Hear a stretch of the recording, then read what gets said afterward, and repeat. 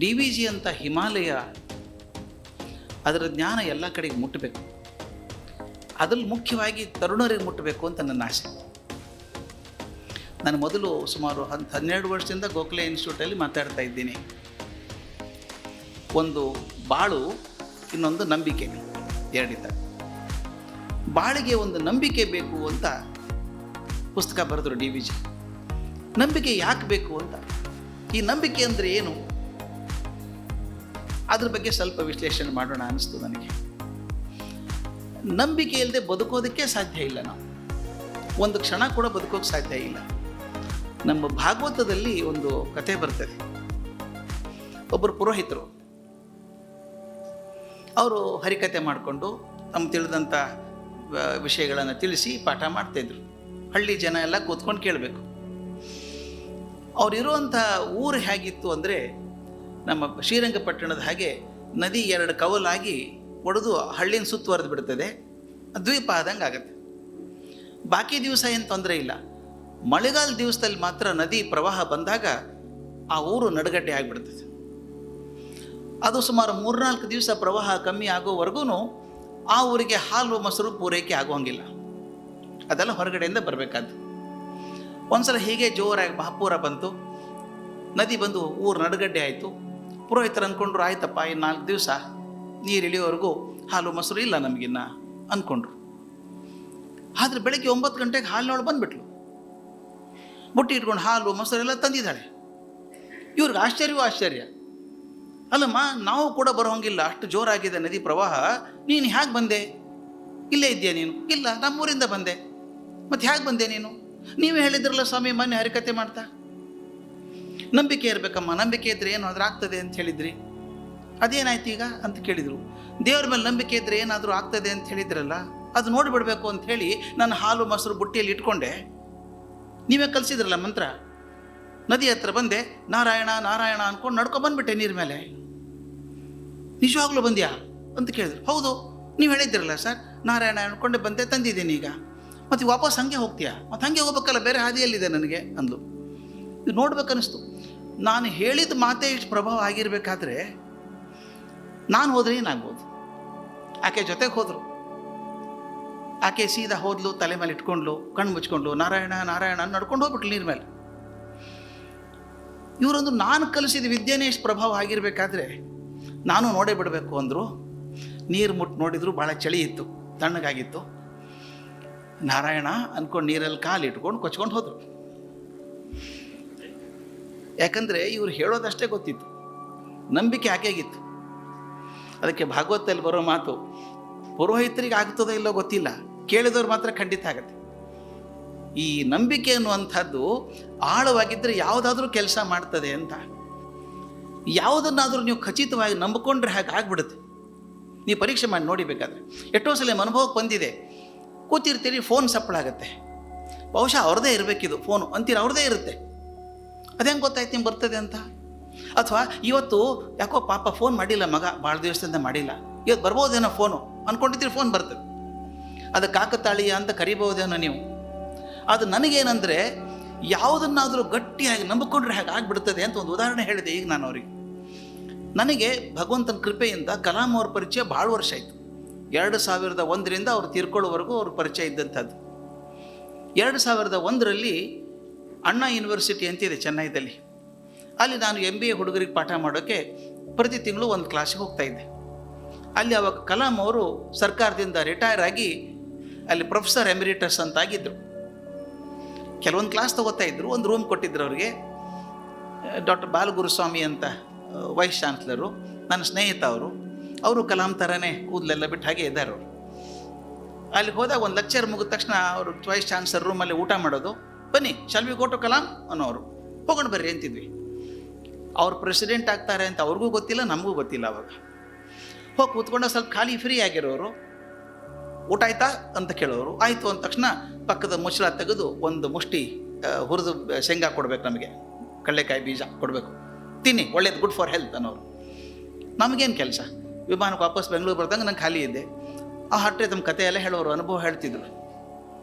ಒಂದು ಸಲ ಕೇಳಿದರು, do you go to temple ಅಂದರು. Yeah, I go to temple sometimes ಅಂದೆ. ವಾಯ್ ಅಂದರು. ಐ ಫೀಲ್ ಹ್ಯಾಪಿ ಅಂದೆ. What do you ask god?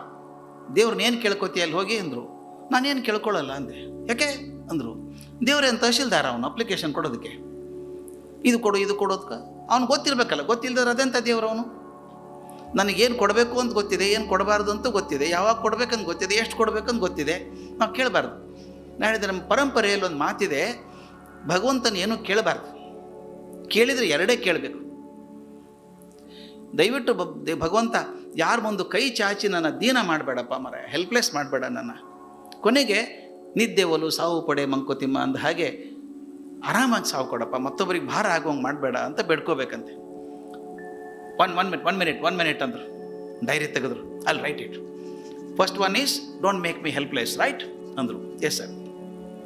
Second one is give me a comfortable death, write ಅಂದರು. Yes ಅಂದೆ. ಬರ್ಕೊಂಡ್ರು. Diary ಮುಚ್ಚಿದ್ರು. ಟಪ್ ಅಂತ ಟೇಬಲ್ ಬಡಿದ್ರು. I want to die teaching. ಇದು ನನಗೆ ಹೇಳಿದ್ದು 2001ರಲ್ಲಿ ಸ್ವಾಮಿ. 2015ರಲ್ಲಿ ಹಾಗೆ ಆಯಿತು. ಅವತ್ತಿನ ದಿವಸ ನಾನು ರಾಯಚೂರಲ್ಲಿ ಇದ್ದೀನಿ. ನಾನು ಇಡೀ ದಿವಸ ಅಲ್ಲಿ ಅಗ್ರಿಕಲ್ಚರ್ ಯೂನಿವರ್ಸಿಟಿ ಪ್ರೊಫೆಸರ್ಸಿಗೆ ಕೆಲಸ. ಕ್ಲಾಸ್ ಮುಗಿಸಿ ನಾನು ಹೋಟೆಲ್ಗೆ ಹೋಗಿದ್ದೆ. ನನ್ನ ಮೊಬೈಲ್ ಆಫ್ ಮಾಡ್ಕೊಂಡಿದ್ದೆ. ಆನ್ ಮಾಡಿದ ತಕ್ಷಣ ನೋಡ್ತೀನಿ ಮನೆಯಿಂದ ನಾನು ಹೆಂಡ್ತಿದ್ದು 10 ಫೋನ್ ಕಾಲ್ ಇತ್ತು. ಏನಿರಬೇಕು ಅಂತ ಫೋನ್ ಮಾಡಿದ್ದೆ. ಏನಾಯಿತು ಅಂತ ಕೇಳಿದೆ. ಟಿ ವಿ ನೋಡಿದ್ರಾ ಅಂತ ಕೇಳಿದ್ಲು. ಯಾಕೆ ಅಂದೆ. ಕಲಾಂ ಹೋಗ್ಬಿಟ್ರಂತೆ. ಅದಕ್ಕಿಂತ 2 ತಿಂಗಳ ಮೊದಲೇ ಅವ್ರ ಜೊತೆ 3 ತಾಸು ಕಳೆದು ಬಂದಿದ್ದೀನಿ ನಾನು. ಏನು ಆಕ್ಸಿಡೆಂಟ್ ಆಯಿತಾ ಅಂತ ಕೇಳಿದೆ. ಇಲ್ಲ, ಅದೇನು ಲೆಕ್ಚರ್ಗೆ ಹೋದ್ರಂತೆ, ಫ್ಲ್ಯಾಶ್ ತೋರಿಸ್ತಾ ಇದ್ದಾರೆ, ಭಾಷಣಕ್ಕೆ ನಿಂತ್ಕೊಂಡ್ರಂತೆ, he collapsed and he died ಅಂತ. ನಂದೆ he got what he wanted. ನನಗೊಂದು ನಂಬಿಕೆ ಇದೆ ಸ್ವಾಮಿ, if you believe something intensely it happens. ಯಾವುದನ್ನು ಗಟ್ಟಿಯಾಗಿ ನಂಬ್ಕೊಂಡ್ರೆ ಹಂಗೆ ಆಗ್ಬಿಡುತ್ತೆ. ಆ ನಂಬಿಕೆ ಬಲ ಇರಬೇಕು. ನಂಬಿಕೆ ಅರ್ಧ ಇದ್ದರೆ ಆಗೋಲ್ಲ. ಅದಕ್ಕೆ ಹೇಳ್ತೀನಲ್ಲ, ಈಗ ನಾನು ಭಾಗವತದ ಕಥೆ ಹೇಳಿದೆ, ಇದೇ ಥರ ಸಮಾಂತರವಾಗಿ ಅಂದರೆ ಪ್ರಪಂಚದಾದ್ಯಕ್ಕೂ ಅದೇ ನಂಬಿಕೆ ಇದೆ ಅಂತ ಹೇಳಬೇಕಾದದ್ದು ಟಾಲ್ಸ್ಟಾಯ್ ಬರೀತಾನೆ ಒಂದು ಕಥೆನ. ಒಬ್ಬ ಪಾದ್ರಿ ಕಾಡಿನಲ್ಲಿ ಹೋಗ್ತಾ ಇದ್ದ ಕಾರಲ್ಲಿ. ತಟ್ಟು ಕಾಡು, ಯಾರು ಇರೋಕ್ಕೆ ಸಾಧ್ಯ ಇಲ್ಲ. ಹೋಗ್ತಿರ್ಬೇಕಾದ್ರೆ ನೋಡ್ತಾನೆ ಒಂದು ಕಡೆಗೆ 3 ಜನ ಮುದುಕರು ಕೂತಿದ್ದಾರೆ. ಬಿಳಿ ಕೂದಲು, ಬಿಳಿ ಉದ್ದ ಗಡ್ಡ. ಏನು ಮಾಡ್ತಿದ್ದಾರೆ 3 ಜನ ಮುದುಕರು ಇಲ್ಲಿ ಅಂತ ನೋಡ್ದ. ಕಾರಿಂದ ಇಳ್ದ. ಹತ್ರ ಹೋಗಿ ನೋಡ್ದ. ಅವ್ರು 3 ಜನ ಕಣ್ಣು ಮುಚ್ಕೊಂಡು ಪ್ರಾರ್ಥನೆ ಮಾಡ್ತಿದ್ದಾರೆ. ಅವ್ರ ಪ್ರಾರ್ಥನೆ ಬಹಳ ಸುಲಭ. We are 3, you are 3, bless us. We are 3, you are 3, bless us. ಇವನಂದಂತ ಪಾದ್ರಿ, ಇದೆಂಥ ಮಂತ್ರ ರೀ ಇದು ಪ್ರಾರ್ಥನೆನೇ ಇದು?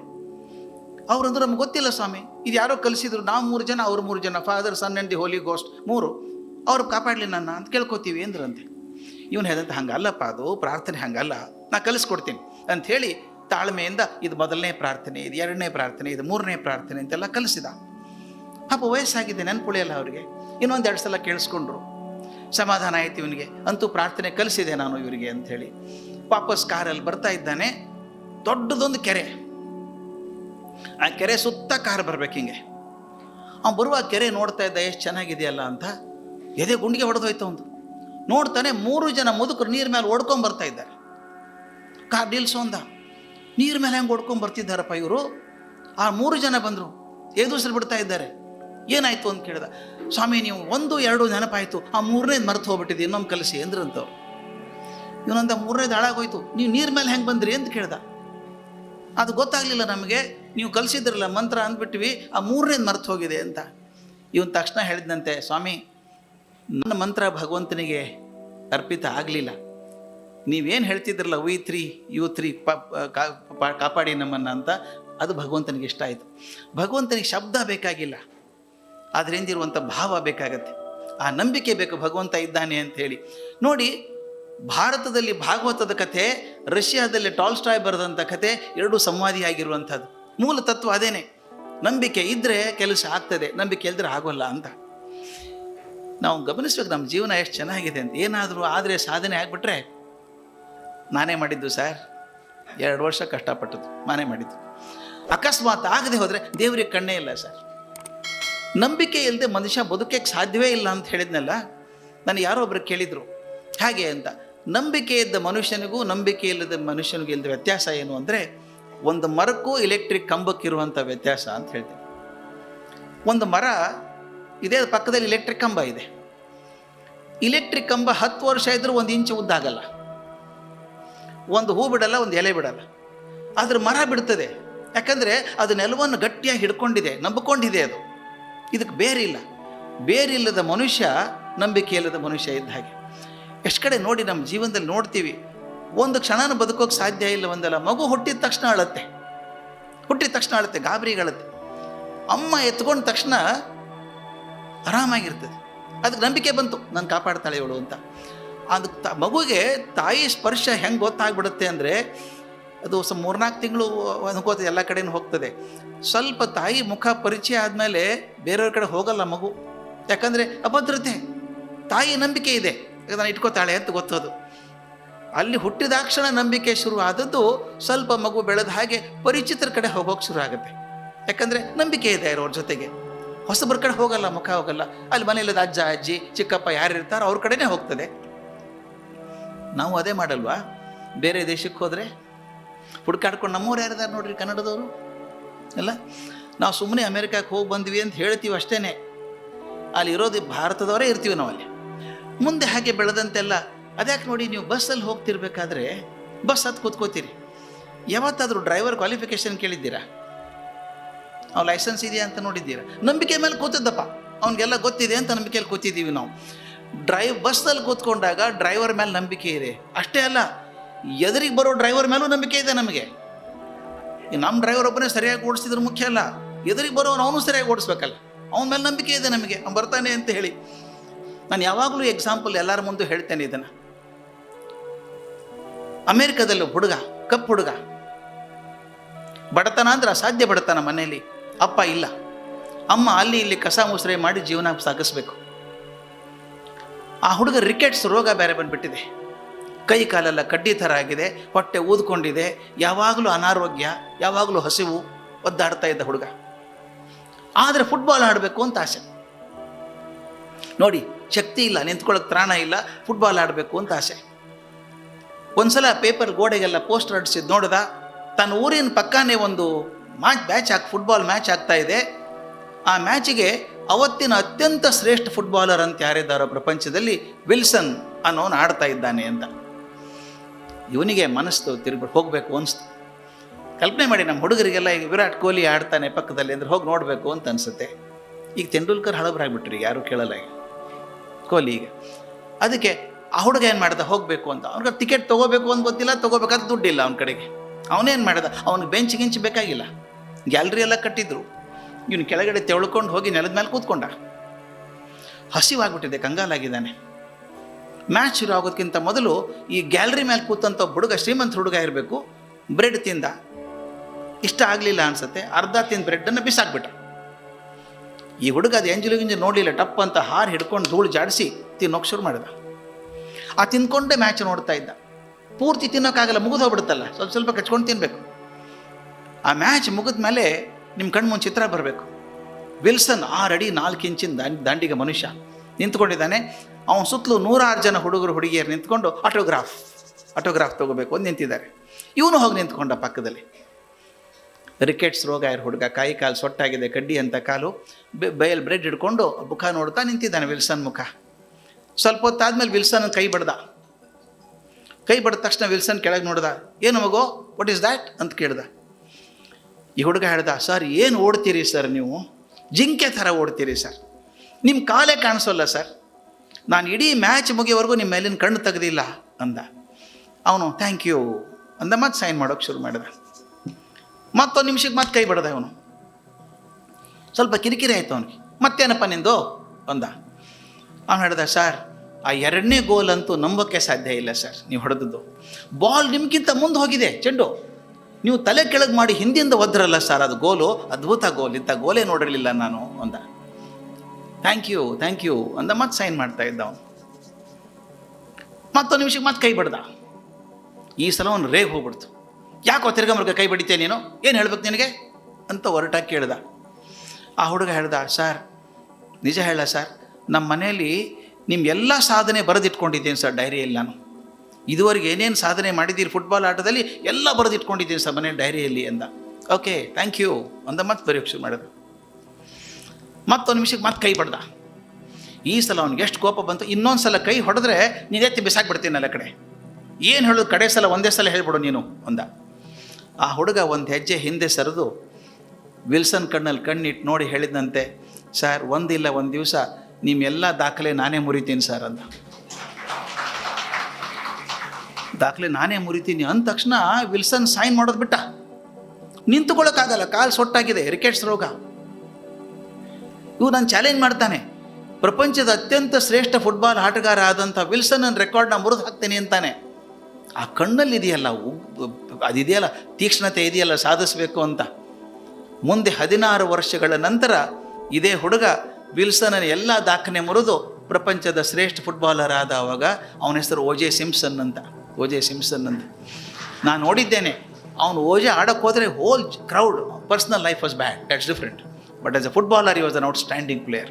ಎಷ್ಟರ ಮಟ್ಟಿಗೆ ಅಂದರೆ ಗ್ರೌಂಡಲ್ಲಿ ಓಜೆ ಓಜೆ ಓಜೆ ಓಜೆ ಅಂತ ಕೂಗ್ಬೇಕು ಜನ, ಹಿಸ್ಟರಿಕಲ್ ಆಗಿಬಿಡ್ಬೇಕು ಜನ, ಅಂತ ಫೇಮಸ್ ಆದ. ಅವನು ಇಂಟರ್ವ್ಯೂ ಮಾಡಿದಾಗ ನಾನು ಅಮೇರಿಕಾದಲ್ಲಿದ್ದೆ. ಆ ಹುಡುಗಿ ಪ್ರಶ್ನೆ ಕೇಳಿದ್ಲ ಆತನಿಗೆ, ಓಜೆ ನಿಮ್ಮ ಬಡತನದ ಪರಿಸ್ಥಿತಿಯಿಂದ ಬಂದವರು, ನೀವು ಅನಾರೋಗ್ಯದಲ್ಲಿದ್ದಂಥ ಮನುಷ್ಯ, ಹಾಗೆ ಚಾಲೆಂಜ್ ಮಾಡಿದ್ರಂತೆ ನೀವು ವಿಲ್ಸನ್ಗೆ, ಅಲ್ಲಿ ಬ್ರೇಕ್ ಆಲ್ ಯುವರ್ ರೆಕಾರ್ಡ್ಸ್ ಅಂತ ಹೇಳಿದ್ರಂತೆ. ಅದು ಹೆಂಗೆ ಸಾಧ್ಯ ಆಯಿತು ನಿಮಗೆ ಅಂತ. ಆತನ ಆನ್ಸರ್, ಉತ್ತರ ಕೊಟ್ಟದ್ದು ನನಗಿನ್ನೂ ಆಶ್ಚರ್ಯ ಅನಿಸುತ್ತೆ. ಆತ ಪ್ಲ್ಯಾನ್ ಮಾಡಿರಲಿಲ್ಲ ಆನ್ಸರು, ಅಗದಿ ಸಾಧಾರಣವಾಗಿ ನಾರ್ಮಲಾಗಿ ಹೇಳಿಬಿಟ್ಟ. ಅವ್ನು ಎಷ್ಟು ಚಂದ ಮಾತು ಹೇಳಿದ ಅಂದರೆ ನನ್ನ ಜೀವನಕ್ಕೊಂದು ದೊಡ್ಡ ಪಾಠ ಆಯಿತು. ಅವನು ಹೇಳಿದ, ನಾನು ಏನು ದೊಡ್ಡದು ಮಾಡಿಲ್ಲ, ಎರಡೇ ಕೆಲಸ ಮಾಡಿದ್ದು. ಒಂದು, ನಾನು ಫುಟ್ಬಾಲ್ ಆಡಬೇಕು ಅಂತ ತೀರ್ಮಾನ ಮಾಡ್ಕೊಂಡಿರೋದ್ರಿಂದ ಅವತ್ತಿನ ಅತ್ಯಂತ ಶ್ರೇಷ್ಠ ಫುಟ್ಬಾಲ್ ಆಟಗಾರ ಯಾರು, the best goal in my life. ಸಣ್ಣ ಪುಟ್ಟ ಗೋಲ್ ನನ್ನ ಸಂಬಂಧನೇ ಇಲ್ಲ. ಟಾಪ್ ಮೋಸ್ಟ್ ಪ್ಲೇಯರ್ ಯಾರು, ಅವನು ಆರಿಸ್ಕೊಂಡೆ. And I did not take my eyes off him all the 16 years. ಎಂಥ ಚಂದ ರೀ ಇದು. ಒಂದು ಗುರಿ ಆರಿಸ್ಕೊಂಡೆ, ಎತ್ತರದ ಗುರಿ ಅದು, ಅದಕ್ಕಿಂತ ಎತ್ತರದ ಗುರಿ ಯಾವುದೂ ಇಲ್ಲ. ಆ ಗುರಿ ಆರಿಸ್ಕೊಂಡೆ, ಅದರ ಮೇಲಿನ ಕಣ್ಣು ತೆಗಿಲಿಲ್ಲ ನಾನು ಇದುವರೆಗೂ. ಇದು ಆತ್ಮವಿಶ್ವಾಸ ಅಂತಿರುವಂಥದ್ದು. ನಾನು ಮಾಡಬಲ್ಲೆ ಅನ್ನುವಂಥ ನಂಬಿಕೆ. ರಿಕೆಟ್ಸ್ ರೋಗ ಬಂದಿರುವಂಥ ಹುಡುಗ ವಿಲ್ಸನ್ ದಾಖಲೆ ಮುರಿದು ಅತ್ಯಂತ ಶ್ರೇಷ್ಠ ಫುಟ್ಬಾಲರ್ ಅಂತ ಆಗೋದಾದರೆ ನಮಗೇನು ಕಷ್ಟ ಸ್ವಾಮಿ ಮಾಡೋದಕ್ಕೆ. ಅಂತ ನೆರಳ್ತೀವಿ 3 ದಿವಸ, ನೆಗಡಿ ಬಂದರೆ ಒದ್ದಾಡ್ತೀವಿ 3 ದಿವಸ, ಅಯ್ಯೋ ಆಗಲ್ಲ ಬಿಟ್ರಿ ನಮ್ಗೆ ಸುಸ್ತಾಗಿದೆ. ಯಾಕೆ ಕ್ವಶ್ನೆ ಇದು. Do I have faith in myself, ನನ್ನಲ್ಲೇ ನಂಬಿಕೆ ಇದೆಯಾ ಅಂತ. ನನಗಿದು ಭಾಳ ಮುಖ್ಯ.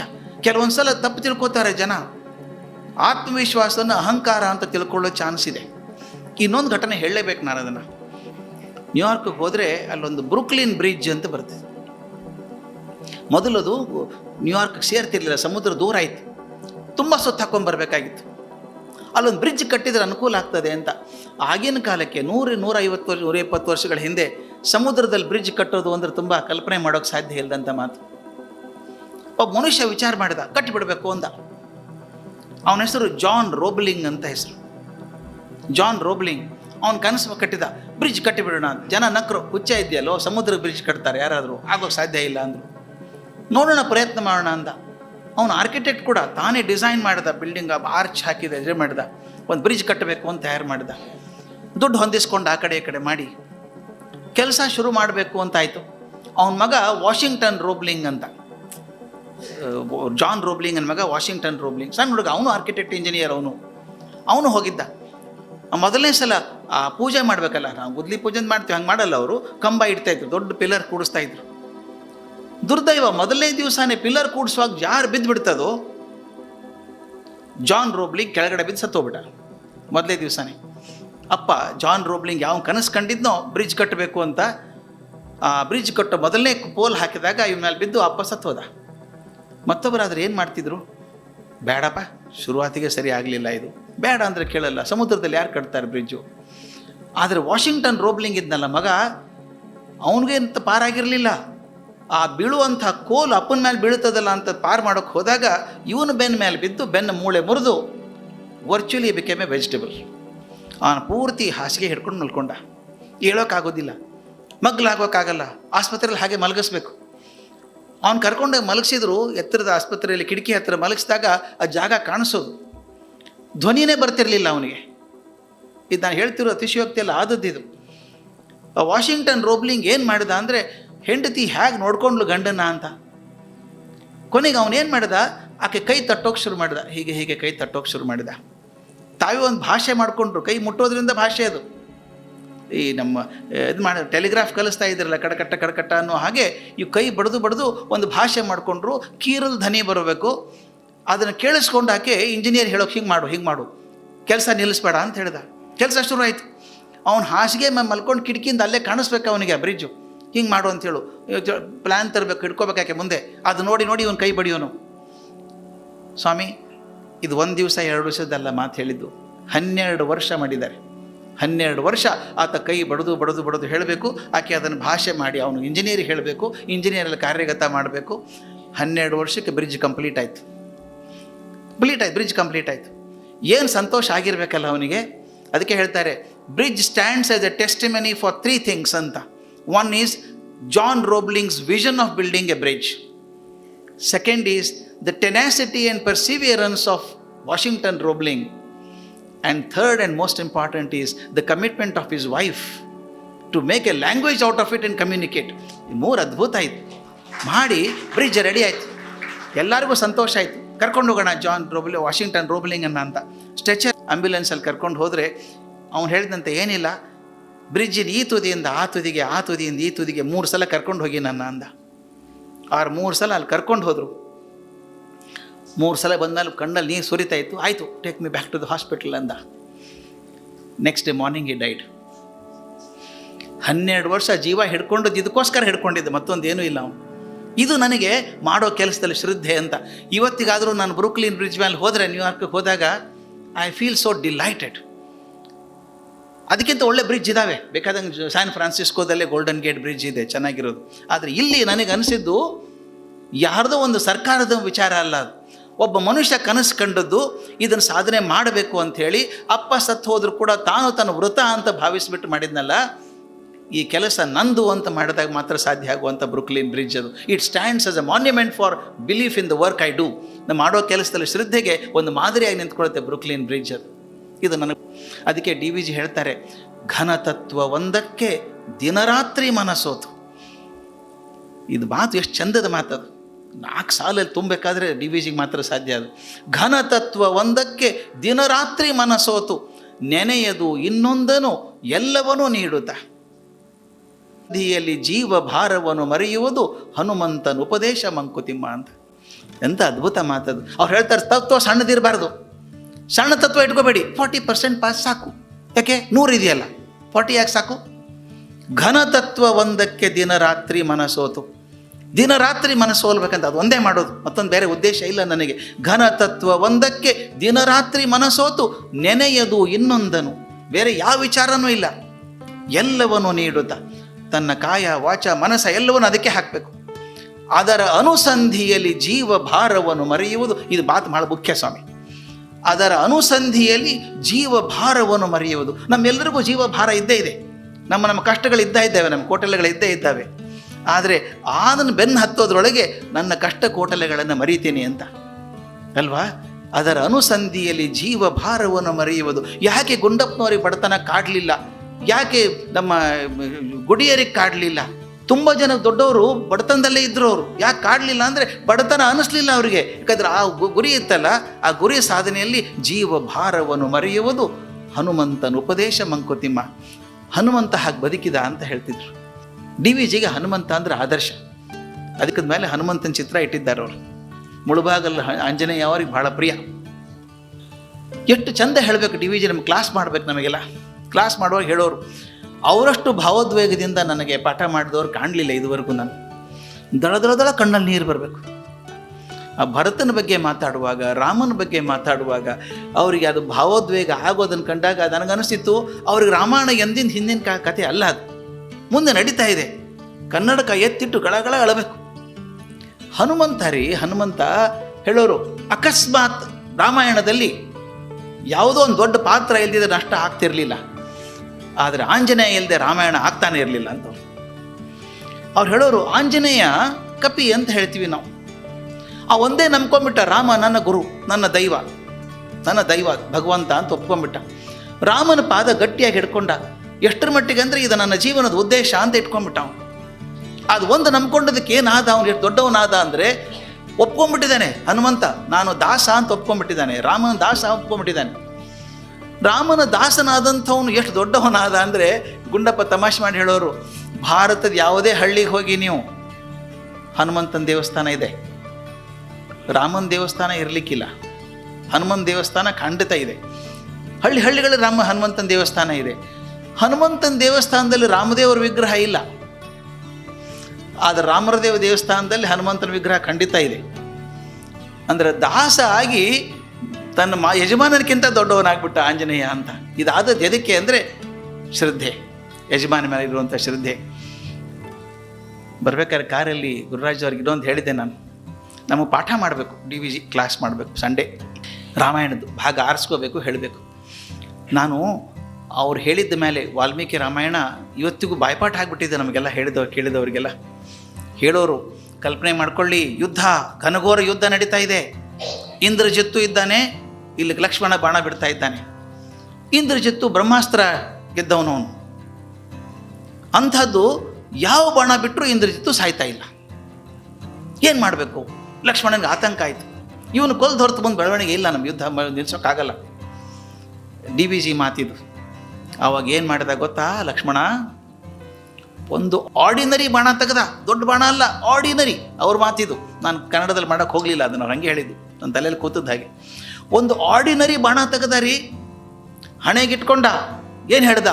ಧರ್ಮಾತ್ಮ ಸತ್ಯಸಂಧಶ್ಚ ರಾಮೋ ದಾಶರಥಿರ್ಯದಿ ಯುದ್ಧೇ ಚ ಅಪ್ರತಿದ್ವಂದ್ವ ಜರೈನಂ ಜಹಿ ರಾವಣಿಂ ಅಂತ ಹೇಳ್ದ ಅಂತ. ಇದು ವಾಲ್ಮೀಕಿ ಮಾತು. ಅವನೇನು ಮಾಡಿದ ಲಕ್ಷ್ಮಣ ಅಂದರೆ, ಬಾಣ ಹಣೆಗಿಟ್ಕೊಂಡು ಒಂದೇ ಹೇಳಿದ್ನಂತೆ, ಧರ್ಮಾತ್ಮ ಸತ್ಯಸಂಧಶ್ಚ ರಾಮೋ ದಾಶರಥಿರ್ಯದಿ. ನನ್ನ ಅಣ್ಣ ರಾಮ ಧರ್ಮಾತ್ಮ ಆಗಿದ್ದರೆ, ಸತ್ಯಸಂಧ ಆಗಿದ್ದು ನಿಜ ಆಗಿದ್ದರೆ, ದಶರಥನಿಗೆ ತಕ್ಕ ಮಗ ಆಗಿದ್ದು ಸತ್ಯ ಆಗಿದ್ದರೆ, ಯುದ್ಧೇಚ ಅಪ್ರತಿದ್ವಂದ್ವ, ಯುದ್ಧದಲ್ಲಿ ಅವನು ಸೋಲಿಸೋರು ಯಾರೂ ಇಲ್ಲ ಅನ್ನೋ ಸತ್ಯ ಆಗಿದ್ದರೆ, ಈ ಬಾಣ ರಾವಣನ ಮಗನನ್ನು ಪ್ರಾಣ ತಗೊಳ್ಳಿ ಅಂತ ಬಿಟ್ಟ. ಆ ಬಾಣಕ್ಕೆ ಇಂದ್ರಜಿತ್ತು ಸತ್ತೋದ ಅಂದ್ಬಿಟ್ಟು ಹೇಳೋರು. ಬಾಣದಿಂದ ಸತ್ತದ್ದಲ್ರಿ, ಶ್ರದ್ಧೆಯಿಂದ ಸತ್ತದ್ದು. ಅಂಡನ ಮೇಲೆ ಯಾವ ಶ್ರದ್ಧೆ ಇದೆ ಇಂದ್ರನಿಗೆ? ಯಾವುದೋ ಆರ್ಡಿನರಿ ಬಾಣ ಅದು. ಅವ್ರು ಹೇಳೋ ಮಾತು ಆರ್ಡಿನರಿ ಬಾಣ, ಅದು ಮಹತ್ತಾದ ಬಾಣ. ಹೆಂಗಾಯಿತು ಅಂದರೆ ಅದರೊಳಗೆ ಶ್ರದ್ಧೆ ಸೇರ್ಕೊಂಡದ್ದಕ್ಕೆ ದೊಡ್ಡ ಬಾಣ ಆಯಿತು ಅಂತ. ಅದಕ್ಕೆ ಹೇಳೋರು, ಮಾಡೋ ಕೆಲಸದಲ್ಲಿ ಬಿಡ್ರಿ ಇನ್ನೊಂದು ಬಾಣ ನೋಡ್ರಿ, ಆದರೆ ಆಯಿತು, ಇಲ್ದಿರಿ ಇಲ್ಲ ಅಂದ್ರೆ ಆಗೋಲ್ಲ. ಅದು ಯಾವ ಶ್ರದ್ಧೆಯಿಂದ ಬಿಟ್ಟ ಈ ಕೆಲಸದಿಂದ ಆಗತ್ತೆ. ಯಾವ ಬಾಣದಿಂದ ಆಗಲಾರದ್ದು ನನ್ನ ಅಣ್ಣನ ಸತ್ಯಸಂಧೆ ಮೇಲೆ ಪ್ರಮಾಣ ಮಾಡ್ತೀನಲ್ಲ, ಅವನ ಧರ್ಮದ ಮೇಲೆ ಪ್ರಮಾಣ ಮಾಡ್ತೀನಲ್ಲ, ಇದು ಖಂಡಿತ ಆಗ್ತದೆ ಅಂತ ಬಿಟ್ಟದ್ದು ಆಯಿತು ಅಂತ. ಆದ್ದರಿಂದ ಮೊದಲನೇದ್ದು ನಂಬಿಕೆ ನನ್ನಲ್ಲಿ ಇರಬೇಕಾದದ್ದು. ಎರಡನೇದು ನಾ ಮಾಡೋ ಕೆಲಸದಲ್ಲಿ ನಂಬಿಕೆ ಇರಬೇಕಾದದ್ದು. ಇದು ಛಾಂದೋಗ್ಯದ ಮಾತು. ಭಗವಂತನಲ್ಲಿ ನಂಬಿಕೆ ಇರಬೇಕು. ಕೆಲವು ಜನ ಹುಡುಗರು ಪ್ರಶ್ನೆ ಕೇಳ್ತಾರೆ, ಇದ್ದಾನೆ ಅಂತ ಏನು ಪ್ರೂಫು? ತಪ್ಪೇನಿಲ್ಲ, ಕೇಳಬೇಕಾದ್ದೆ. ಒಂದು, ನನಗೆ ಯಾವಾಗಲೂ ಹುಡುಗರ ಮೇಲೆ ಕೋಪ ಇಲ್ಲ, ನನಗೆ ಯಾವತ್ತಿಗೂ ಕೋಪ ಇಲ್ಲ. ನಾನು ಮೇಷ್ಟ್ರ ಆದ್ದರಿಂದ ಹುಡುಗರ ಮೇಲೆ ಕೋಪ ಇಲ್ಲ. ಅವ್ರ ಪ್ರಶ್ನೆ ಕೇಳಬೇಕಾದದ್ದೇ. ನಮಗೆ ಉತ್ತರ ಕೊಡೋ ಗೊತ್ತಿಲ್ಲದಾಗ ನಾವು ಕೋಪ ಮಾಡ್ಕೋತೀವಿ ಅಷ್ಟೇ. ಅವ್ರಿಗೆ ಉತ್ತರ ಕೊಡೋ ರೀತಿ, ಇವತ್ತಿನ ಹುಡುಗರು ಹೇಗಿದೆ, I love these children of today. ಅವರಿಗೆ ಪ್ರಶ್ನೆ ಕೇಳ್ತಾರೆ, ನೀವು ಉತ್ತರ ಸರಿಯಾಗಿ ಒಪ್ಪಿಗೆ ಆಗುವಂಥ ಉತ್ತರ ಕೊಟ್ಟರೆ ನಿಮ್ಮ ಮಾತನ್ನು ಒಪ್ಕೋತಾರೆ ಅವರು. They believe you more. ಅದಕ್ಕೆ ನನಗೆ ನಂಬಿಕೆ ಇದೆ. ಹುಡುಗರು ಕೇಳ್ತಾರೆ, ದೇವರಿದ್ದಾನೆ, ಪ್ರೂಫ್ ಏನಿದೆ, ಸಾಕ್ಷಿ ಏನು? ಅದೇ ಚಿಂತೆ ಮಾಡಬೇಡ, ನೀವು ಮೊದಲೇದವನು ಅಲ್ಲ ಕೊನೆಯದವನು ಅಲ್ಲ. ಕೇಳಿದ್ದನ್ನು ಬೇಕಾದಷ್ಟು ಮಂದಿ ಕೇಳಿದ್ದಾರೆ, ಸಾಕ್ಷಿ ಇದೆ. ನ್ಯೂಟನ್ ಮೇಲೆ ನಂಬಿಕೆ ಇದೆಯಪ್ಪ ನಿನಗೆ ಅಂತ ಕೇಳಬೇಕು. ನ್ಯೂಟನ್ ಮೇಲೆ ನಂಬಿಕೆ ಇದೆ ಅವರಿಗೆ. ಐಸಾಕ್ ನ್ಯೂಟನ್ ಮೇಲೆ ನಂಬಿಕೆ ಇದೆ. ವಿಜ್ಞಾನಿಗಳು ಹುಡುಗರು, ನಾ ಇದೆ ನ್ಯೂಟನ್ ಮೇಲೆ ನಂಬಿಕೆ ಇದ್ದರೆ ಸಾಕು. ಒಂದು ಘಟನೆ ಹೇಳಿಬಿಡ್ತೀನಿ.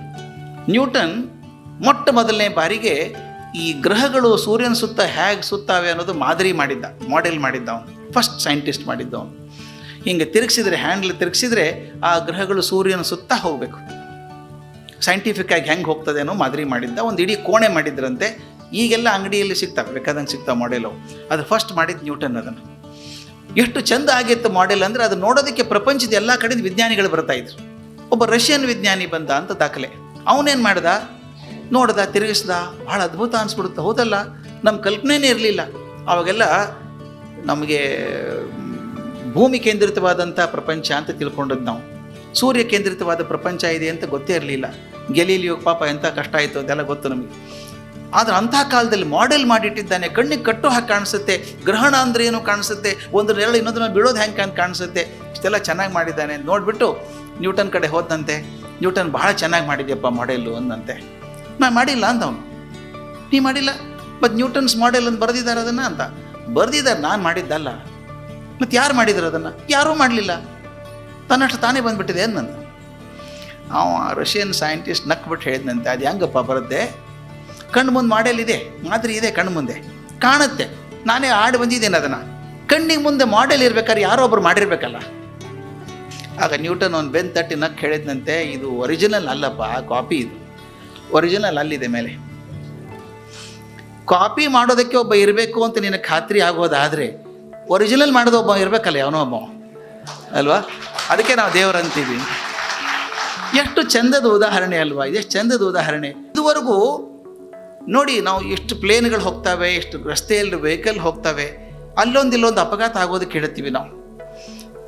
ಒಂದು ಅಪಘಾತ ಆಗಿಲ್ಲ ಇದುವರೆಗೂ, ಗ್ರಹಗಳದ್ದು ಒಂದು ಹಾದಿ ಬಿಟ್ಟು ಹೋಗಿಲ್ಲ. ಅದ್ಯಾಕೆ? ಪಂಚಾಂಗ ಹಿಡಿದ್ರೆ ಇನ್ನು 15 ವರ್ಷಕ್ಕೆ ಯಾವ ದಿವಸ ಯಾವ ಕ್ಷಣಕ್ಕೆ ಗ್ರಹಣ ಆಗಬಹುದು ಅಂತ ಹೇಳ್ಬೋದು. ಅಷ್ಟು ಮ್ಯಾಥಮೆಟಿಕಲಿ ಕರೆಕ್ಟ್ ಆಗಿದೆ. ಯಾವ ನಂಬಿಕೆ ಮೇಲೆ? ಗ್ರಹಗಳು ತಮ್ಮ ಹಾದಿ ತಪ್ಪಿಸ್ಕೊಳ್ಳಲ್ಲ ಅನ್ನೋ ನಂಬಿಕೆ ಮೇಲೆ ಅಲ್ವಾ? ನಾವು ಬೆಳಗಾದ್ರೆ ಸೂರ್ಯ ಬೆಳಗಾಯಿತು 17ನೇ ತಾರೀಕು ನಾಳೆ ಅಂತ ಹೇಳ್ತೀವಿ. ಅದು 17ನೇ ತಾರೀಕಿನ ಬಿಸಿಲು ಅಲ್ಲ, ಅದು ನಾವು ಹೇಳೋದು 17ನೇ ತಾರೀಕು ಬಿಸಿಲು ಬಂತು ಅಂತ ಹೇಳ್ತೀವಿ, ಬೆಳಗಾಯಿತು ಅಂತ. ಈ ಸೂರ್ಯನ ಬೆಳಕು ನಮಗೇನು ಮುಟ್ಟಿದೆ ಇವತ್ತಿಂದ ಅಲ್ಲ, ಅದು 4 ವರ್ಷದಿಂದ ಬಿಟ್ಟದ್ದು. ಸೂರ್ಯನ ಬಿಟ್ಟು 4 ವರ್ಷ ಆಯಿತು. ಈ ನಡುವೆ ಸೂರ್ಯ ಮುಚ್ಚೋಗಿದ್ರೂ ಗೊತ್ತಾಗಲ್ಲ ನಮಗೆ, ಯಾಕಂದರೆ ಆ ಬೆಳಕು ಬಿಟ್ಟು 4 ವರ್ಷ ಆಯಿತು ಇಲ್ಲಿ ಬರೋ ತನಕನೂ. ಎಷ್ಟು ಕರೆಕ್ಟಾಗಿ ಹೇಳಿದ್ದಾರೆ ನೋಡಿ ನಮ್ಮ ಜನ. ಅಷ್ಟು ಡಿಸ್ಟೆನ್ಸ್ ಇದೆ, ಅಲ್ಲಿಂದ ಬೆಳಕು ಬರಬೇಕಾದ್ರೆ ಇಷ್ಟು ಟೈಮ್ ತೊಗೊಳ್ತದೆ ಅಂತ ಹೇಳಿ 4 ಲೈಟ್ ಇಯರ್ಸ್ ಅಂತ ಕರಿತೀವಿ ಅದನ್ನು ನಾವು. 4 ಲೈಟ್ ಇಯರ್ಸ್ ಅಂದರೆ 4 ವರ್ಷದಿಂದ ಬಿಟ್ಟಂಥ ಬೆಳಕು ಇವತ್ತು ಮುಟ್ಟಿದೆ ನಮ್ಮನ್ನು. ಇದೆಲ್ಲವೂ ಗಣಿತ ಅಲ್ವಾ, ಪಕ್ಕ ಅಲ್ವಾ? ಈ ನಂಬಿಕೆ ಮೇಲೆ ನಾವು ನಡೆದಿದೆ ಜಗತ್ತು ಅಂತ ಹೇಳ್ದ. ಭಗವಂತ ಇದ್ದಾನೆ ಅಂತ ನಂಬಿದ್ದೀವಿ ಅಂತ. ಭಗವಂತನಲ್ಲಿ ನಂಬಿಕೆ ಹೇಳಬೇಕಾದ್ರೆ ನನಗೆ 1-2 ಘಟನೆಗಳು ಹೇಳಬೇಕಾಗತ್ತೆ. ಯಾಕಂದರೆ ತಾನು ತುಂಬ ಮನಸ್ಸನ್ನು ಕಲಗಿಸಿದಂಥ ಘಟನೆಗಳು ಕೆಲವೊಂದು. ನನಗೆ ಅತ್ಯಂತ ಮೆಚ್ಚುಗೆ ಆದಂಥ ಘಟನೆ ಯಾದವಾರ್ಯರದು. ಯಾದವಾರ್ಯರು ಅಂತ ಇದ್ದರು ಗುರುಗಳು, ಮನೆಯಲ್ಲಿ ಗುರುಕುಲ ನಡೆಸ್ತಾ ಇದ್ರು. 45-50 ಜನ ಮಕ್ಕಳನ್ನು ಸಾಕ್ಕೊಂಡಿದ್ದಾರೆ. ಆಗಿನ ಕಾಲದಲ್ಲಿ ಗುರುಕುಲ ಅಂದರೆ ಗುರುಗಳೇ ಪೂರ್ತಿ ಜವಾಬ್ದಾರಿ ವಹಿಸೋದು, ಮನೆಯಲ್ಲಿ ಇರೋದು, ಊಟ ವಸತಿ ಎಲ್ಲ ಗುರುಪತ್ನಿನೇ ನೋಡ್ಕೋಬೇಕು. ಮತ್ತು ಗುರುಗಳಿದ್ದ ಹಾಗೆ ಯಾವಾಗಲೂ ಬಡತನದಲ್ಲೇ. ಹಾಗೆ ಗುರುಕುಲದಲ್ಲಿ ಪಾಪ ಯಾದವಾರ್ಯರಿಗೆ ದುಡ್ಡಿಲ್ಲ. ಯಾರಾದರೂ ಏನಾದರೂ ಕಾಣಿಕೆ ಕೊಡಬೇಕು, ಮನೆ ಸಾಮಾನು ಕಳಿಸ್ಕೊಡ್ಬೇಕು, ಅದರ ಮೇಲೆ ಜೀವನ ನಡಿಬೇಕು. ಬಹಳಷ್ಟು ದಿವಸಗಳ ಕಾಲ ಯಾದವಾರ್ಯರಿಗೆ ಅವ್ರ ಹೆಂಡತಿಗೆ ಉಪವಾಸ ಮಲ್ಕೊಂಡು ಅಭ್ಯಾಸ ಆಗಿ ಹೋಗ್ಬಿಟ್ಟಿದೆ. ಮಕ್ಕಳಿಗೆ ಉಪವಾಸ ಮಲಗಿಸೋಕ್ಕಾಗಲ್ಲ, ಏನೋ ಮಾಡಿ ಹಾಕಬೇಕು, ಗಂಜಿ ಏನೋ ಹಾಕಬೇಕು, ಏನೋ ಮಾಡಿ ಹಾಕಬೇಕು. ಒಂದು ದಿವಸ ಇವ್ರಿಗೆ ಭಗವದ್ಗೀತೆ ಬಹಳ ಪ್ರಿಯವಾದಂಥ ಪುಸ್ತಕ. ಅವತ್ತು ಭಗವದ್ಗೀತೆ ಓದುವಾಗ ಅವ್ರ ಹೆಂಡತಿ ಬಂದು ಹೇಳಿದ್ರಂತೆ, ನೀವೇನು ಓದ್ತಾ ಕೂತಿದ್ದೀರಿ, ಮನೇಲಿ ಒಂದು ಕಾಳು ಅಕ್ಕಿ ಇಲ್ಲ, ಮಗುಗೆ ಏನು ಊಟಕ್ಕೆ ಹಾಕಲಿ ನಾವು? ನಮಗೇನೋ ನೀರು ಕುಡಿದು ಮಲ್ಕೋಬಹುದು, ನಮಗೆ ಊಟ ಉಪವಾಸ ಅಭ್ಯಾಸ ಆಗಿದೆ, ಆದರೆ ಮಕ್ಕಳಿಗೆ ಏನು ಹಾಕಲಿ ನಾನು? 40 ಜನ ಮಕ್ಕಳು, ಊಟಕ್ಕೆ ಏನೂ ಇಲ್ಲ, ಒಂದು ಕಾಳು ಇಲ್ಲ ಮನೆಯಲ್ಲಿ ಅಂತ ಅಳೋಕ್ಕೆ ಶುರು ಮಾಡಿದ್ರಂತೆ. ಹೋಗಿ ಕೇಳಿ, ಊರಲ್ಲಿ ಬಹಳ ಗೌರವ ಇದೆ ನಿಮಗೆ, ಅಂಗಡಿಯವ್ರನ್ನ ಕೇಳಿ ಸಾಲ ಆದರೂ ಇಸ್ಕೊಂಬನ್ನಿ, ಸ್ವಲ್ಪ ಏನಾದರೂ ಮಾಡಿ ಹಾಕೋಣ ಮಕ್ಕಳಿಗೆ. ಓದ್ತಾ ಇದ್ರಲ್ಲ, ಹೆಗಲ ಮೇಲೆ ಶಾಲ್ ಹಾಕ್ಕೊಂಡ್ರು. ಮನಸ್ಸಿಗೆ ಬೇಜಾರಾಗೋಯ್ತು. ಛೇ ಭಗವಂತ, ನಿನ್ನ ಬಿಟ್ಟು ಇದುವರೆಗೂ ಯಾರೂ ನಂಬ್ಕೊಂಡಿಲ್ಲ ನಾನು, ಯಾರೂ ಕೈ ಚಾಚಿ ಬೇಡದವನಲ್ಲ ನಾನು ಇದುವರೆಗೂ. ಇವತ್ತು ಪರಿಸ್ಥಿತಿ ತಂದುಬಿಟ್ಟೆಪ್ಪ ನನ್ನ, ಮತ್ತೊಬ್ಬರನ್ನು ಕೈ ಚಾಚೋ ಪ್ರಸಂಗ ಬಂತು. ಛೇ ಅಂದರು. ಕೆಂಪು ಮಸಿ ಪೆನ್ನಿತ್ತು. ಆ ಶ್ಲೋಕ ಇದೆಯಲ್ಲ, ಅನನ್ಯ ಚಿಂತೆಯಂತೋ ಮಾಯೇ ಜನ ಪರಿಪಾಸತೆ, ಅದ್ರ ಮೇಲೆ ಜೋರಾಗಿ ಗೀರು ಹಾಕ್ಬಿಟ್ಟು ಸುಳ್ಳು ಹೇಳೋದು, ನಿನ್ನ ವಾಗ್ದಾನ ಸುಳ್ಳು, ನೀನು ನಂಬ್ಕೊಂಡು ನಾನು ಇದ್ದೀನಿ, ಇವತ್ತು ಮಕ್ಕಳಿಗೆ ಊಟ ಇಲ್ದಂಗೆ ಮಾಡಿಬಿಟ್ಟೆಲ್ಲಪ್ಪ, ನಮಗಿಲ್ಲದ ಪರವಾಗಿಲ್ಲ, ಹೇಗೂ ನಡೀತದೆ ಅಂತ ಹೇಳಿ ಆ ಶಾಲಿನ ಮೇಲೆ ಕೆಂಪು ಮಸಿ ಗೆರೆ ಹಾಕಿ ಹೆಗಲ ಮೇಲೆ ಶಾಲೆ ಹಾಕ್ಕೊಂಡು ಹೊರಟ್ರು. ಊರಲ್ಲಿ ಒಂದು ಅಂಗಡಿಗೆ ಹೋದರು. ಯಜಮಾನ್ರಿಗೆ ಇವ್ರ ಮೇಲೆ ಗೊತ್ತು. ಬನ್ನಿ ಬನ್ನಿ ಸ್ವಾಮಿ ಬನ್ನಿ, ಏನು ಬೇಕಾಗಿತ್ತ ಸಾಮಾನು? ಅವನೇ ಕೇಳ್ದ, ಏನು ಬೇಕಾಗಿತ್ತಾ ಕಳಿಸ್ಲಾ ಅಂತ ಕೇಳ್ದ. ಇಲ್ಲಪ್ಪ ನನಗೇನು ಬೇಕಾಗಿಲ್ಲ. ಕೇಳಿ ಗೊತ್ತೇ ಇಲ್ಲಲ್ಲ ಮನುಷ್ಯನಿಗೆ, ಏನು ಬೇಕಾಗಿಲ್ಲಪ್ಪ, ಮಕ್ಕಳೆಲ್ಲ ಚೆನ್ನಾಗಿದ್ದಾರಾ, ಆರೋಗ್ಯವಾಗಿದ್ದಾರಾ ಅಂತ ಕೇಳಿದರು. ಆತ ನಮಸ್ಕಾರ ಮಾಡಿದ, ಆಶೀರ್ವಾದ ಮಾಡಿದ್ರು, ಹೋದರು. ಮುಂದೆ ಎಲ್ಲಿ ಹೋಗಬೇಕು? ಊರು ಹೊರಗೆ ಒಂದು ಸಣ್ಣ ಹನುಮಂತ ದೇವ್ರ ಗುಡಿ, ಅಲ್ಲಿ ಕೂತ್ಕೊಂಡ್ಬಿಟ್ರು. ಮನೆಗೆ ಹೋದರೆ ಉತ್ತರ ಕೊಡಬೇಕಲ್ಲ ಹೆಂಡ್ತಿಗೆ, ಏನಾದರೂ ಮಾಡ್ಕೊಂಡು ಹೋಗಲಿ, ಏನಾಗ್ತದಾಗಲಿ, ನಮ್ಮ ಮನೆಗೆ ಹೋಗೋದು ಬೇಡ ಅಂತ ಅಲ್ಲಿ ಕೂತ್ಕೊಂಡ್ಬಿಟ್ರು. 3-3:30 ಆಯಿತು ಮಧ್ಯಾಹ್ನ. ಈ ಹೊತ್ತಿಗೆ ಏನಾದರೂ ಮಾಡಿರ್ತಾಳೆ ನನ್ನ ಹೆಂಡ್ತಿ. ನಾವು ಗಂಡಸರು ಮಾಡೋದು ಹೆಂಗೆ? ಬಿಟ್ಟು ಹೋದ್ರೆ ಮಾಡ್ಕೋತಾರೆ, ಯಾಕೋ ಮಾಡ್ಕೋತಾರೆ ಅವ್ರು, ಹೆಂಗೆ ಮಾಡ್ಕೋತಾರೆ ಪಾಪ ಅವ್ರ ಕರ್ಮ. 3:30 ಯಾದವಾರ್ಯರ ಮನೆಗೆ ಹೋದರೆ ಮನೆ ಹತ್ರ ಹೋಗೋತಿ ಹುಡುಗರೆಲ್ಲ ಓಡಾಡ್ತಾ ಇದ್ದಾರೆ, ಖುಷಿಯಾಗಿ ಓಡಾಡ್ತಾ ಇದ್ದಾರೆ. ಮನೆಯಿಂದ ಘಮಘಮ ವಾಸನೆ ಬರ್ತಾ ಇದೆ. ಹೆಂಡತಿ ಬಂದರು, ಎಲ್ಲಿ ಹೋಗಿದ್ರಿ ನೀವು ಬೆಳಗ್ಗೆಯಿಂದ? ಹುಡ್ಕಾಡ್ ಸಾಕಾಗಿ ಹೋಗಿದೆ ನಿಮ್ಮನ್ನು, ಎಲ್ಲಿ ಹೋಗಿದ್ರಿ ಅಂತ. ಯಾಕೆ?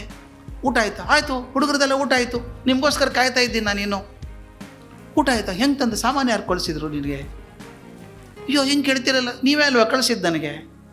ಆಕೆ ಕೇಳಿದ್ಲಂತೆ. ನಾನೇನು ಕಳಿಸಿದೆ? ಏನು ರೀ ನೀವು ಮರ್ತೇ ಬಿಡ್ತೀರಲ್ಲ, ಆ ಅಂಗಡಿಯವನಿಗೆ ಬೈದು ಕಳಿಸಿದ್ದೀರಿ, ಅದು ಎಷ್ಟು ಕಳಿಸೋದ್ರಿ ಸಾಮಾನು? ಒಂದು 2 ದಿವ್ಸಕ್ಕೆ ಕಳಿಸಿ ಅಂತಂದರೆ 6 ತಿಂಗಳಿಗೆ ಆಗೋಷ್ಟು ಸಾಮಾನು ಕಳಿಸಿದ್ದೀರಪ್ಪ. ಅವ್ನು ತಂದು ಹಾಕ್ತಾ ಇದ್ದಾನೆ. ಒಳಗಡೆ ನೋಡಿ ಅದು ಎಷ್ಟು ಅಕ್ಕಿ, ಎಷ್ಟು ಬೇಳೆ, ಎಷ್ಟು ಬೆಲ್ಲ, ಸಿಕ್ಕಾಪಟ್ಟೆ ಸಾಮಾನು ಕಳಿಸ್ಬಿಟ್ಟಿದ್ದೀರಿ. ಮತ್ತು ನೀವು ಎಷ್ಟು ಕ್ರೂರಿಗಳು ಅಂತ ನನಗೆ ಗೊತ್ತಿರಲಿಲ್ಲ. ನಾನೇನು ಮಾಡಿದೆ? ಆ ಹುಡುಗ ಚೀಲ ಹೊತ್ಕೊಂಬರ್ತಾನೆ, ಇಳಿಸ್ತಾನೆ, ಮತ್ತೆ ಹೋಗ್ತಾನೆ, ಚೀಲ ಹೊತ್ಕೊಂಬರ್ತಾನೆ, ಮಾತೇ ಆಡಲ್ಲ ಹುಡುಗ. ಅವನು ಯಾಕೋ ಮಾತಾಡಲ್ಲ ಅಂತ ಕೇಳಿದೆ. ಗೋಣ ಹಾಕಿದ ಮಾತಾಡಲ್ಲ ಅಂತ. ಯಾಕೆ ಅಂತ ಕೇಳಿದರೆ ಬಾಯಿ ತೆಗಿತಾನೆ, ಬಾಯಿ ತುಂಬ ರಕ್ತ. ಏನಾಯಿತು ನೀನು ನಾಲಿಗೆಗೆ ಕಚ್ಕೊಂಡ್ಯಾ ಅಂತ ಕೇಳಿದೆ. ಇಲ್ಲ, ಯಜಮಾನ್ರು ನಾನು ಸಾಮಾನು ತಂದು ಕೊಡು ಅಂತ ಹೇಳಿದ್ರು, ನಾನು ಮರೆತು ಬಿಟ್ಟಿದ್ದೆ, ಅದಕ್ಕೆ ಶಿಕ್ಷೆ ಅಂಥೇಳಿ ನಾನು ನಾಲಿಗೆ ಮೇಲೆ ಗೆರೆ ಹಾಕಿಬಿಟ್ಟಿದ್ದಾರೆ ಯಜಮಾನ್ರು, ನಾಲಿಗೆ ಕತ್ತರಿಸಿ ಹೋಗಿದೆ ನಂದು ಅಂತ. ಇಷ್ಟು ಕ್ರೂರಿ ಆಗೋಕ್ಕೆ ಸಾಧ್ಯ ಇದೆಯಾ ನೀವು ಅಂತ ಗಂಡನೇ ಕೇಳಿದ್ಲಂತೆ. ತಕ್ಷಣ ಯಾದವಾರ್ಯರು ಹೊಳಿತು. ತಾನು ಹಾಕಿದ್ದಾನಲ್ಲ ಭಗವದ್ಗೀತೆ ಶ್ಲೋಕದ ಮೇಲೆ ಗೆರೆ, ಅನನ್ಯ ಚಿಂತೆಯಂತೋ ಮನಲ್ಲಿ ಗೆರೆ ಹಾಕಿಬಿಟ್ಟೆ ನಾನು. ಹೋಗಿ ದೇವ್ರ ಮುಂದೆ ದೀರ್ಘದಂಡ ನಮಸ್ಕಾರ ಮಾಡಿ, ಭಗವಂತ ಇನ್ನೆಂದೂ ನಿನ್ನ ಮೇಲೆ ಅಪನಂಬಿಕೆ ಮಾಡಲ್ಲಪ್ಪ, ನಾನು ನೀನು ಕೈ ಹಿಡಿತೀಯ ಅಂತ ಗೊತ್ತಿದೆ, ಆ ನಂಬಿಕೆ ಇದೆ. ಆ ಯಾದವಾರ್ಯರು ಹೇಳ್ತಾರೆ, ನಾನು ಒಂದು ಕ್ಷಣ ನಂಬಿಕೆ ಕಳ್ಕೊಂಡ್ಬಿಟ್ಟಿದ್ದೆ. ನಂಬಿಕೆ ಕಳ್ಕೊಂಡು ಆ ಶ್ಲೋಕದ ಮೇಲೆ ಗೆರೆ ಹಾಕಿಬಿಟ್ಟನಲ್ಲ, ಕೆಂಪುಗೆರೆ, ನಂಬಿಕೆ ಇಲ್ಲ ನಿನ್ನ ಮೇಲೆ ಅಂತ ಹೇಳಿ, ಅದು ಭಗವಂತನ ನಾಲಿಗೆ ಮೇಲೆ ಹಾಕಿದಂಗೆ ಆಗಿದೆ. ಅದಕ್ಕೆ ಹೇಳ್ತೀವಲ್ಲ, ನಂಬಿಕೆ ಯಾವ ರೀತಿ ಇರಬೇಕು, ಯಾವ ಮಟ್ಟದ್ದು ಇರಬೇಕು ಅಂತ. ಆ ನಂಬಿಕೆ ಇದ್ದರೆ ಮಾತ್ರ ಕೆಲಸ ಆಗೋದು.